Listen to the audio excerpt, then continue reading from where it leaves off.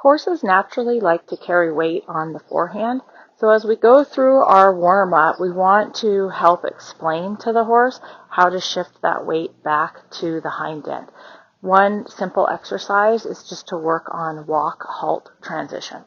So I'm going to start out letting him walk in a nice working walk in his natural frame. So this horse likes to actually be pretty long and flat, like a horizontal rectangle, and we want him to be more like a vertical rectangle.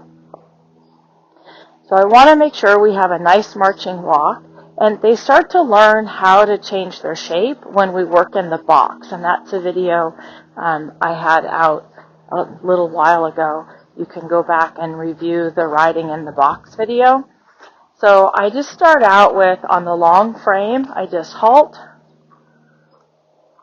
and then I walk only a few strides, and then I halt again. So immediately when he started walking big and flat and on the forehand. And we want him to keep the balance he has right here. I actually need to shorten my reins because he's compressed a little. So as soon as he right there tries to go long flat, I just halt again. I wait till he yields a little, I walk, I halt. And if he doesn't sharply go into a walk, I'll give a little tap with the whip because he'll start getting a little bit behind me after I do these. Like there, he was a little slow. Good boy. And we want him to just keep compressing and compressing. Good boy. Until he holds the walk with the withers up. Now, a lot of times this walk is going to feel a lot slower than when they were long and flat and on the forehand. The reason for that is that the walk doesn't have any impulsion. There's no pushing power. Come, we're not piaffing. There's no pushing power in the walk.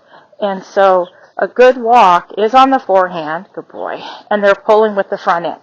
So when you shift their balance back to the hind end in the walking, their walk will only be as big as the range of motion is in their front leg, because they're not pulling. I kind of think of it like they're sort of ratcheting themselves along once they put some weight back to the hind end. When this walk and this balance starts to come more comfortable for them, we can start asking the walk to be a little bit more active. And he knows the half halts now, that he doesn't just run onto the forehand, and he can keep a bigger walk with the same balance. So then the horses start to learn that when they come back from a free walk on a long rein, how to half halt themselves back and not just get all tight and curled up in a little ball. And I have another video on shortening the rein without tension, and that's kind of the connection into this exercise here. So first we find contact by bringing the arm back, shorten one rein, and with uneven reins bring the horse round, shorten the other rein, and think of the half halt like you're getting ready to do a full halt, and shift that balance back to the hind end. So he came back really nice there. We just need a little bit more activity.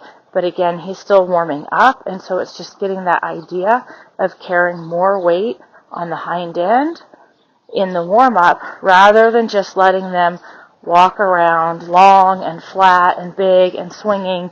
Yeah, it's great for his back, and it's going to get his heart rate up, and it's going to get his blood pumping, but he's not going to be warming up the muscles that I want him to use in collection as I go farther through my ride. So I try and introduce it in my walking so that he knows today we have to work a little bit on this collection. So let's warm up those hocks and stifles, the muscles of the hindquarters, and we break it up with longer walk so that he can swing through the back. So hopefully that gives you all a good sense of how you can use those transitions to help shift your horse's balance back onto the hind end. Maybe we'll have a turn on the forehand video in the near future as well. Happy riding, everyone.